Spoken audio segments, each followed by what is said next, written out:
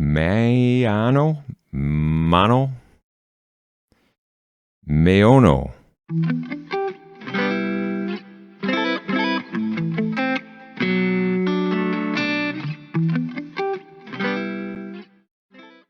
Hey, this is Chris from Chris4 Media, and today we're going to take a look at the Maono HD300 series microphone.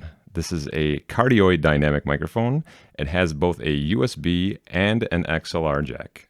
This is great for someone just starting out, someone not ready to make a big jump into equipment financially, kind of want to play around and still get a good sound. I'm going to tell you everything I like about this microphone. A couple things that I think if they did a second iteration of it, I'd like to see changed.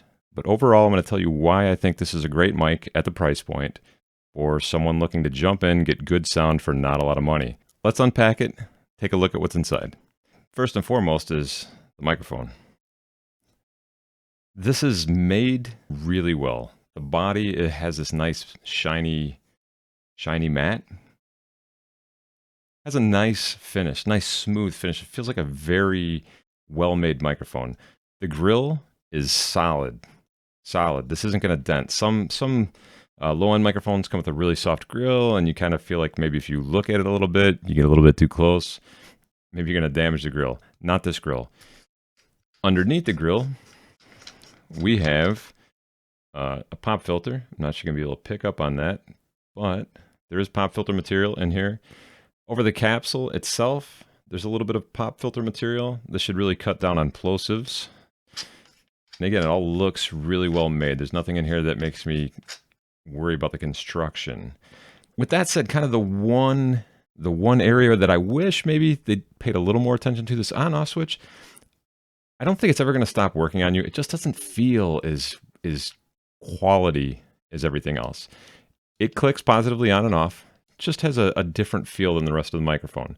The volume buttons, up and down, very tactile.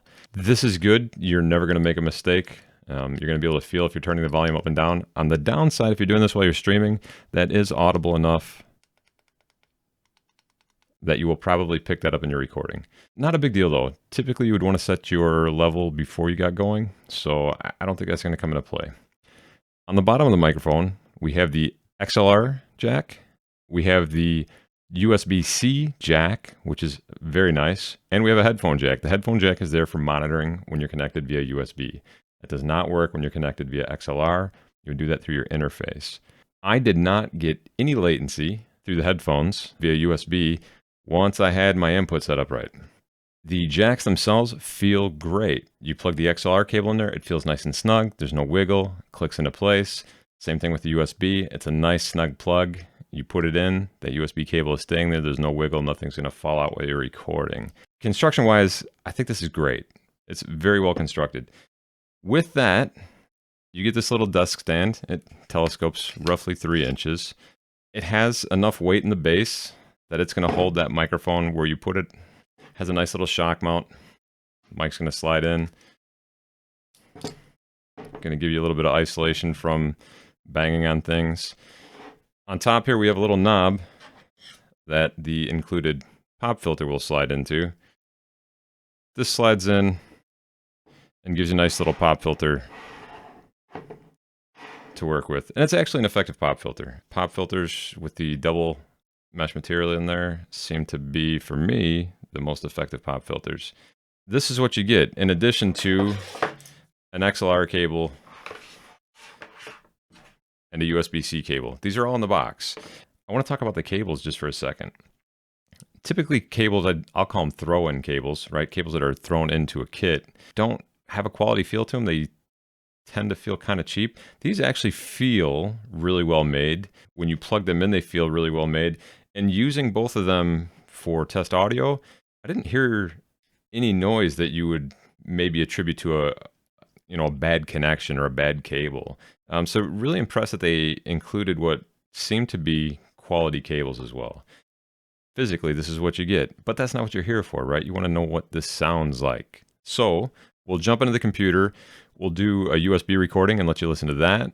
We've been recording on the Behringer Ultra Voice XM8500, so you can kind of get an idea of what this sounds like relative to this, because I think they have somewhat somewhat similar sounds, a little bit of the same warmth, maybe not quite the same brightness, but some of the same warmth. So let's jump in and give them a listen. Okay, so we're back, hooked up via USB. With the included USB cable, I'm going straight into a USB jack on my laptop here that I use in my audio station.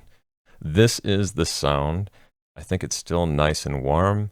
I'm running no FX here. This is just raw audio. I may play with the levels just to even them out, but this is what it sounds like. Mary, Mary, quite contrary, how does your garden grow? Overall, I'm really impressed with this mic at the price point. I think you get a lot for your money. I think the ability to run it USB and upgrade to XLR if you decide that you want to invest a little bit more money really makes this mic a good entry point for people looking to jump in without spending a lot of money, but still getting a nice warm sound. If you have any questions about this microphone, drop them in the comment section. I'd be happy to help. Let me know what you think. Thanks.